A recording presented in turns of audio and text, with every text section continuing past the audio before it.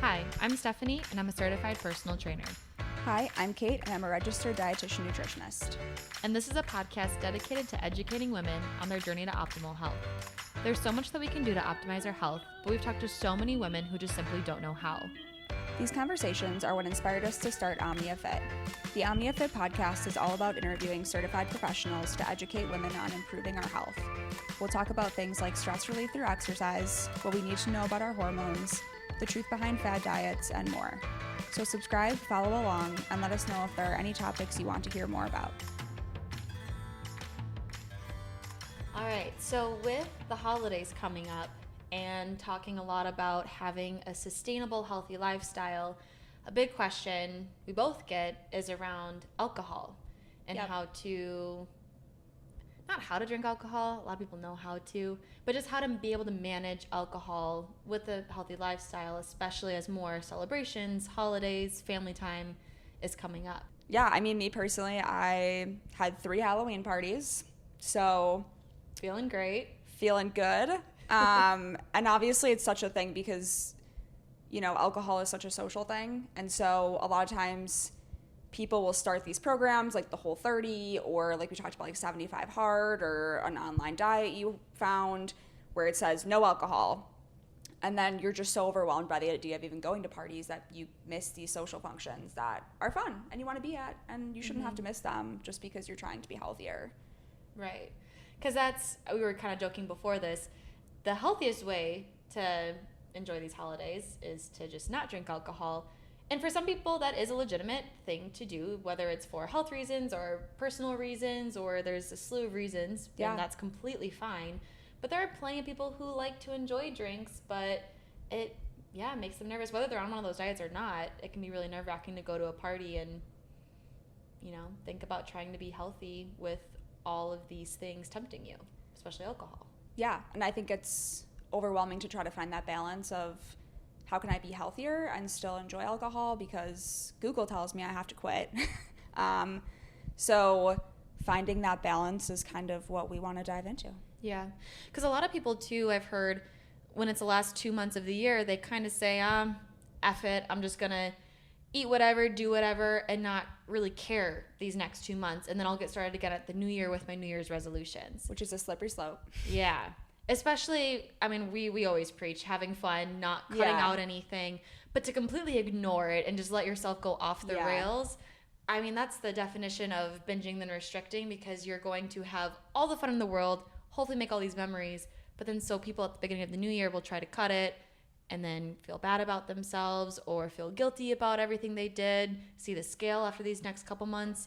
I mean, so many things that, you know, we just really want to talk about how to have fun and sustainably get through the holidays with no regrets, with no feeling guilty. I mean, you shouldn't anyway, but managing all of it at once. Yeah, and I think that's another always never kind of thing too, you know, because that can lead to the binge and restrict, right? So I have had people I know who do the Whole30 or for some reason they don't drink for a month, and then all month you're just thinking about how badly you want to drink. And like maybe you're like, oh my gosh, I just love my glass of wine on Fridays and I didn't have it for a month, and so now I just want wine, and then you drink way more wine than maybe you would have over the course of the entire month when you kind of rebound from this idea of like, I can't have it, so it's like all I can think about. Which, correct me if I'm wrong, but that's actually a biological response, right? Because our bodies are wired to not have grocery stores. I mean, throughout most of our lives as humans, we have not had grocery stores on every single corner. And so when we restrict things and don't have certain things and deprive our body of certain things, being nutrients or whatever it is, sometimes our body doesn't, you know, separate out alcohol from the healthier food that we want to eat. But when we restrict, then our body says, we haven't had this, we want all of it.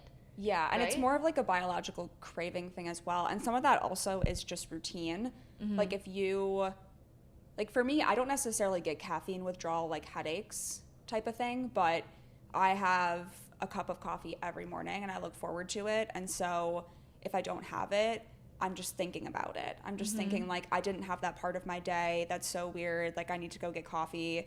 And it's mental. I'm not really getting like, you know, and I don't get like the headache or shakiness or something from not getting my caffeine. but my body is so used to that routine that it's kind of like, it's telling my brain, like, you always have coffee at this time. Right. What's up? And I think that can kind of be the thing with, if you like always go out to dinner on Saturday and you and your significant other like split a bottle of wine and then you don't, the whole meal you're going to be thinking like, well, this is weird. Or if you're a social we always drinker, do this. Yeah. Or if you're a social drinker and you go out to happy hour, you're seeing everyone drink around you, and alcohol isn't a necessity, but it's sometimes for some people an enjoyable thing to have. Yeah. So you're just thinking the whole time about how you have to say no, or it can be easier said than done. So it can add a lot of stress Yeah. to just completely say, I can't get healthy unless I just completely don't drink. If it's adding more stress to you than enjoyment, I mean, if that idea is exciting to you, go for it. That's awesome. Like if you are like, I'm really excited to not drink for a month, like that's really cool. Yeah. I think you should go for it. But if it's like stressing you out, thinking, what am I going to do at this function? What am I going to do when I go out to dinner? Like I really enjoy having that glass of wine, or I enjoy having like the beer on Thursday with my coworkers. It shouldn't be adding that much stress. Like there's ways to navigate it in a healthy way that you can still do both. So Kate, dietitian, what is your number one trick or tip that you would tell somebody? And we'll go through a few, but what's the number one tip that you give people when they want to drink alcohol but stay decently healthy? Yeah, I think there's a few for sure. And it depends on your goals. But I think like the biggest thing that is so easy to do is just reducing like the carbs and the sugar, because alcohol comes with calories already, and the less sugar you can have in that drink that you're having, it's going to dramatically reduce like the number of calories you're also adding. So if your goal is calories, weight loss, whatever it is, around that, the easiest thing to do is to get something less sugary. So if you are like a vodka cranberry girl, you still love your vodka cranberries, either asking like, do they have sugar-free cranberry juice, or switching to, I am not a vodka soda person. I know that's like the number one piece of advice, but I will say like, it's just bubbly vodka to me. It just tastes like carbonated vodka. It doesn't taste good. But like you can do like, can I get, which I've heard this, we're gonna swear. I've heard this called by bartenders the skinny bitch drink. Have you ever heard this? I haven't heard that phrase, but ordering, but it's true. It works. Okay, it reduces the calories, but there's a drink like you can ask for a vodka soda with a splash of cranberry juice, and so you're still getting like the little bit of carbonation, the little bit of cranberry taste, but it's way less sugar, and it's an elevated vodka soda, more elegant vodka soda. Not elegant really, but there's a little more flavor to it. And adding like, you can add a ton of limes to it, whatever helps you navigate that. Same with like a tequila soda or something like that that's similar.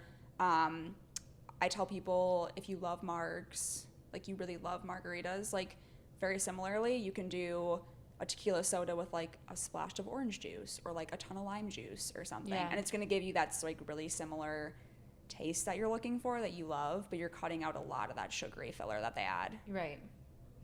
Yeah, I love that. And that's also where there's been a huge rush of all the, what are they called? The seltzers. Seltzers. That's the word. I don't drink a ton of them. But there's been a huge wave of seltzers over the last few years, starting with White Claw Summer. Again, I don't know the phrases. Is that what it was? White Claw Summer? I think it was definitely summer when the first White Claws came out a few years ago, because that was like a huge rush because they're refreshing, they're light, they're really low in carbs. I know like if you're diabetic, seltzers are amazing because they're so low in carb, and they're such a like refreshing option, and they're very similar to like a beer where you can kind of get the same alcohol content as sipping on a beer, but it's a little bit lighter, it's more refreshing, a little lower in calories for most of them. So that's been like a huge game changer for so many people. And I personally like those too, because I'm someone who drinks very quickly. Yeah. Like I drink so much water. My best friend, she doesn't understand how I finish a water bottle so quickly. I don't know. I drink very fast. That's just who I am. But the carbonation of those seltzers slow me down. When I do drink them, I know I don't drink them a lot. I don't drink a lot, to be honest. But when I do, the carbonation slows me down, and then the size of the drink. Yeah. I mean, you're not making a mixed drink half soda, half alcohol, where it's really high alcohol content and drink. You know, so I like that it has more volume because then I sip it and it lasts me longer. Yeah. And then I'm not toasted after a half hour. I don't know. As an adult, I don't really want to do that anymore. So having something that just, you know, I can drink at a normal pace and it be fine. Yeah. So I like those for that reason too. Yeah, and same for, there's a lot more like low carb beer options now. There's the Michelob Ultra, the Miller 64, and some of their marketing now is even like, we're the same as a seltzer, or we're the same as, you know, XYZ in carbs. So there's so many more options out there now that are just a little bit lighter, and like, of course that beer might not be as tasty as, you know, if you're like a Miller person. The Miller Lite doesn't taste like a Miller High Life. The Miller Scott like 64 doesn't taste like a Miller High Life. But, or especially if you're a craft beer person, I love my craft beers. Those are so high in carbs and calories. Yeah. So I'll have like one or two and I go out and cap it there. But if you're looking for, if you are going to a football game or if you're going to like a really long-term event where you know you're going to have alcohol around you for a while. You're at a wedding and like you want a can of beer in your hand on the dance floor or whatever it is. Yeah. You know, maybe choosing some of those lighter options, even mixing and matching if you do every other, I don't know what you want to and do, that's the case with all of it, honestly, is the mix and match of it. So again, like if you're a huge margarita person, have your margarita and then switch to the lighter version, or drink some water, slow down the number of margaritas you order. But again, like if you know you just kind of want to have that sip all night, like something to sip on, get your margarita, get that taste in, or end with your margarita, whatever you want to do. But having that one margarita, getting that taste, fulfilling that craving of like, oh my gosh, I just love the taste of the margarita, and then getting the lighter option that isn't maybe quite as good, but now you've had your margarita though, so you did get to have it, you're like excited about it, and then sipping the rest of the time on like the lighter version. Yeah, exactly. And it's still, it goes back to the concept of all of these are suggestions of replacements or additions to. We're not saying cut out the drinks that you absolutely love, that are your favorite, that you look forward to. You cut them out. Even if you have other alcoholic drinks, you're still going to crave them. Yeah. As you get a little more, as you get more drunk, you're probably going to just then order them a bunch because sober you has been missing them. And so drunk you chooses to buy all of them. Yeah. But if you never restrict yourself, if you let yourself have one or two and then say, oh, you know, that was enough and now we can have other options, you're not eliminating that as options. You're still able to enjoy it. Yeah. And that can help a lot. Yeah. It's kind of the same thing as there is definitely a factor of social drinking for a lot of people of like, I just like to have something in my hand. Like I like to have something to sip on. That's kind of where these options are great, because if you're just kind of mindlessly sipping on something, you can do that with something that is slightly healthier and you don't have to just take that away. Yeah. Even on another trick that I do too, I'm a big whiskey girl. I love whiskeys and bourbons. Kind of the same thing. I don't know. I like that criteria of drink. And it's smaller because I like them on the rocks. Some people like them still. However you like them. Granted, it's a smaller drink, so it's easy. I mean, you can call it a fancy shot, basically, but it's just a nice enough alcohol that you want to sip and not just down very quickly. For me, those actually also slow me down because whenever I get just a straight whiskey, no mix-ins, just to save on calories there, I opt to get a nicer whiskey that tastes better, that I want to just have on the rocks or plain, and I'll always order it with water. So that way when I get thirsty or I'm eating or doing something, I can drink my water quickly. Yeah. And then my whiskey's there to sip. Because one, I don't want to finish it quickly. If I paid $12 or $15, we live in Chicago. If I paid $12 or $15 for a single whiskey, I don't want it to be gone right away because my wallet's going to hate me. And then also some of those just have a really strong taste. That little sips taste better. Yeah. So for me, that works really well where I can have a whiskey last me easily an hour. Yeah. Because I'm also drinking water with it. And then I just want to enjoy it because I really enjoy the flavor. So if you're like me and like whiskeys and bourbons, maybe opting for that nicer whiskey instead of getting like a Jim Beam and soda. Yeah. Opting for a little bit more expensive because one nicer whiskey is going to be the same as two Jim Beams and sodas that you could probably drink faster. Yeah. But now you're costing the same, drinking more alcohol and a lot more calories. So that's a trick that I use too. Yeah, for sure. And that can go for something like wine drinkers as well. I know like I grew up in a wine drinking family. We drink wine socially all the time together, like with meals, all that. So when there is like a more expensive bottle of wine out, we sip it really slowly. We really enjoy it. We end up drinking way less of it in one night because we want it to last longer.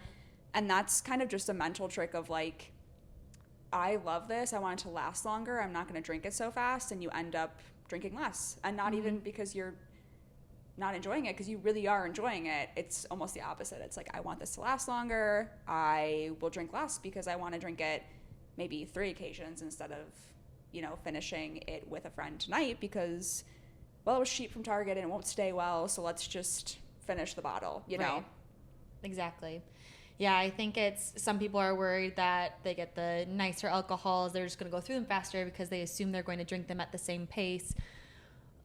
I mean, if you can't not drink alcohol quickly, maybe that's other things to dive into individually, maybe with therapists. But it kind of goes back to what we've talked about before with like eating healthy and exercising. It's just trusting yourself. Yeah. And knowing that if you don't restrict, if you don't tell yourself no, but just consciously make some of these decisions, again, drink more water, to like if you're thirsty, don't reach for your beer, reach for your water. Have that as a social drink. You know, just kind of trusting yourself to appreciate the nicer alcohols. Yeah. And making that investment in buying something nicer, because as you said, a lot of people tend to drink those less. Yeah. And then you actually end up saving money. And a lot of times you have less headache the next day. 1, because you drank less, but then 2, because it's nicer alcohol. Yeah. And I've actually, so I saw this recently make a revival on TikTok. Okay, I did the less healthy version in college, but I have seen now people like who are trying to lose weight, trying to be healthier, save calories at the bar, whatever it is. They bring those VOs with them, and they get like a vodka water or like a rum and water or something like that, and they use the VO drops. We do that with Mio. I totally forgot about that. Last time I visited my best friend, Mio. Yeah. I was saying VO. Oh, I just assumed that was a different thing. I don't know. Mio's I've bought them before. Some of the little flavored water. The flavored water drops, yes. Like the Propel packets or like yes. But Mio is what I just assumed. I knew what you were talking about. I just thought it was another brand. Sorry, everyone. There might be both. We have not fact checked. Mio, I know, is a thing. I have some in my cupboard. Yeah. But yeah, just getting like a little bit of vodka with water and then squirting some Mio into it makes it a vodka lemonade, but then you don't have all the sugars from an actual lemonade. Yeah, and some of those are more natural than others. I say that because in college I bought Crystal Light packets, but I would take alcohol and a water bottle and I would just do Crystal Light. Yeah. And I loved it because it was easy and cheap, and I didn't like sugary mixers. I get gut rot so easily. I get stomach aches from sugary drinks really quickly. So I loved it because it was so like light and not as sugary, and I felt like I could sip on it and still like actually enjoy the taste rather than being like a vodka water girl. So I think that's also really cool that's making a revival in a slightly healthier way. Yeah. That's a good point, and especially if you don't want to opt for the more expensive alcohols, like I was saying, because personally, like if it's a really nice tequila or really nice vodka or really nice anything, you're not going to squirt that in there. No, you don't really want to mix that with water a lot of times either, because it distills the flavor too much if you really truly enjoy the flavor. But if you're just looking to have a fun drink, then that's a great option. Yeah. And there's even, we were talking about this a little bit before, for those who don't really care about the alcohol and just want a fun drink in their hands, I mean, there are so many places that'll do mocktails for you. Yeah. I was just talking to my friend earlier about this. And like we would go out to eat or go out for a couple drinks, and she would order a mocktail. And I didn't even think, you don't see it on the menu at all. Not all, some of them advertise it on the menu, but some don't. And if you just say, what kind of mocktails do you have?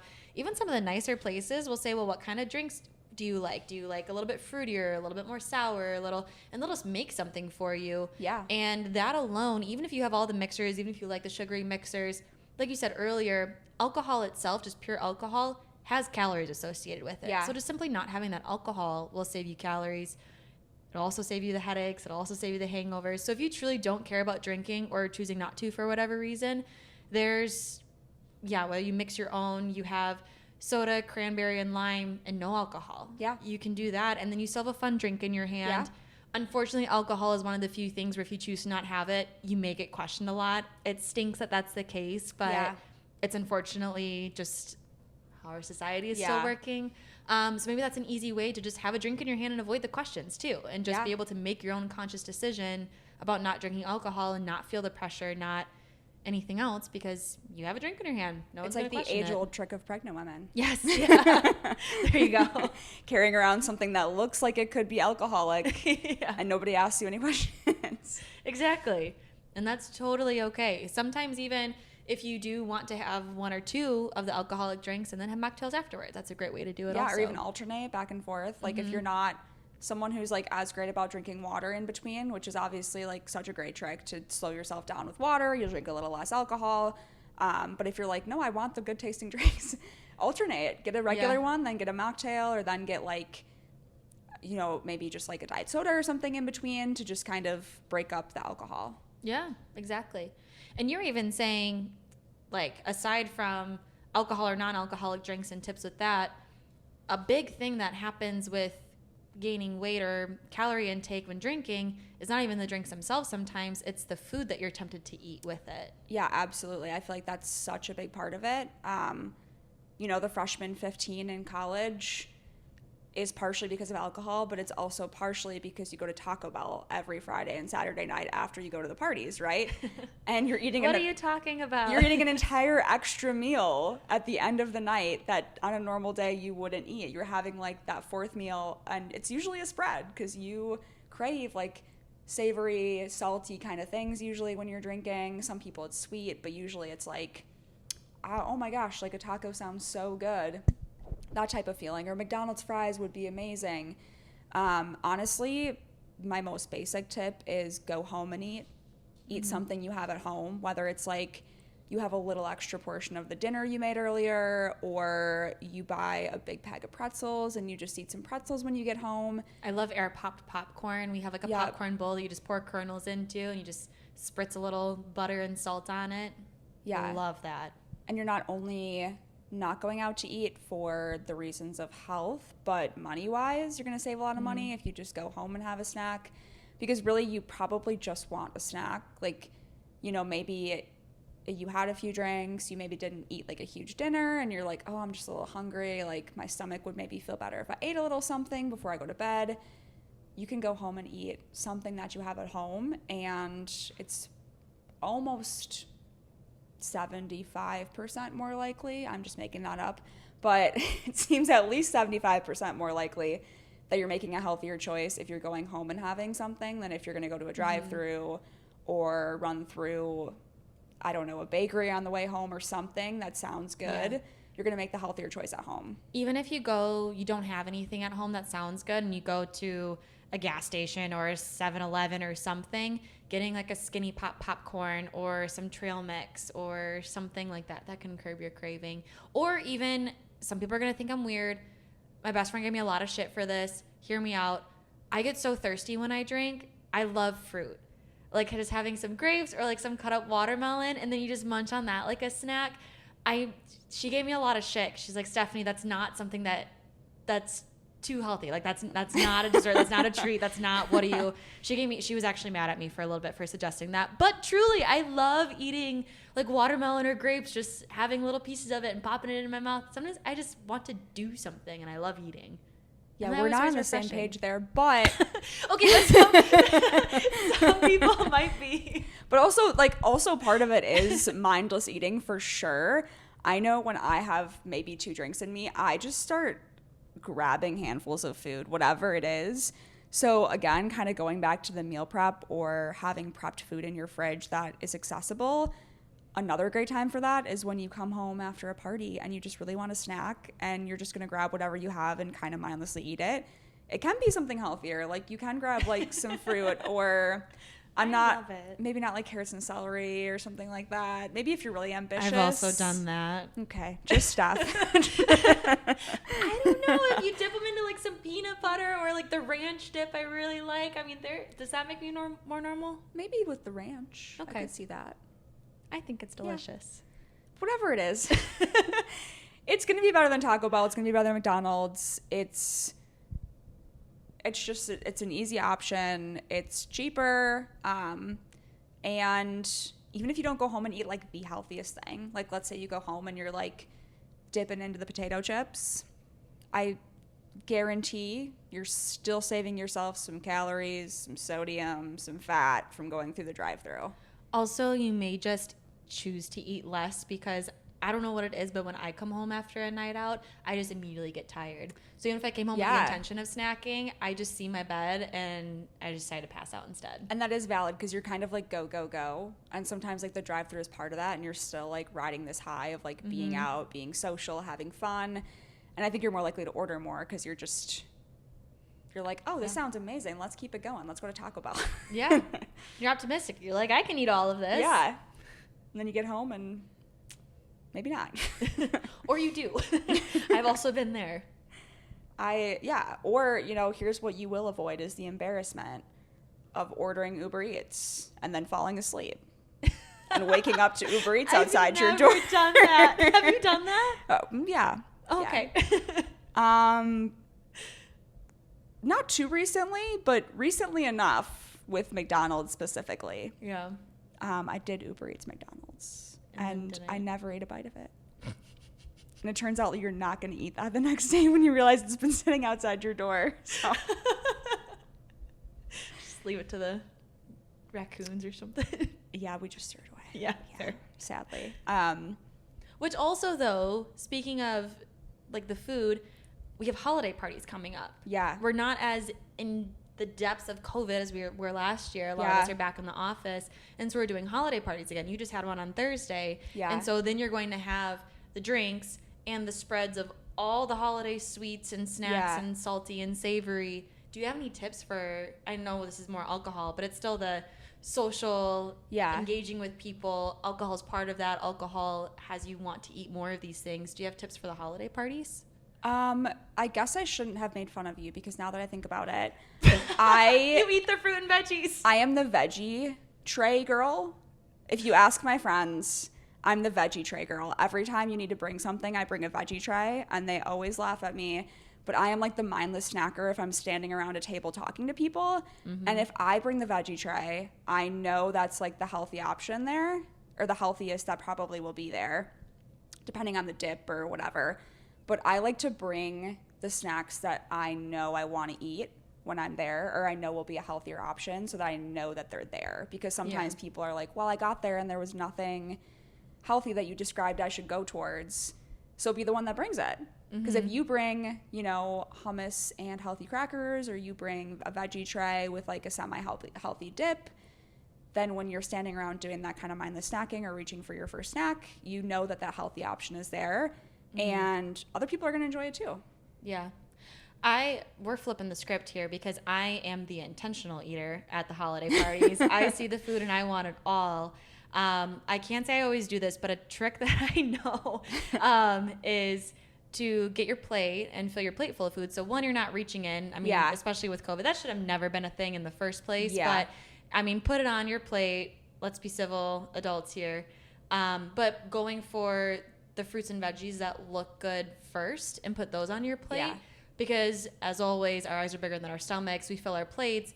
And if you go with all the unhealthy things first, then you don't have room for the fruits and veggies. Yeah. But if you go the opposite direction on the table and start with the fruits and veggies that look really good, now you're going to have less room on your plate for the cookies and brownies. Absolutely still freaking eat those, but they're not going to be the only things on your plate. Yeah. And now once your plate is full, you eat everything on it. You have your like 1 or 2 cookies, your fruits and veggies.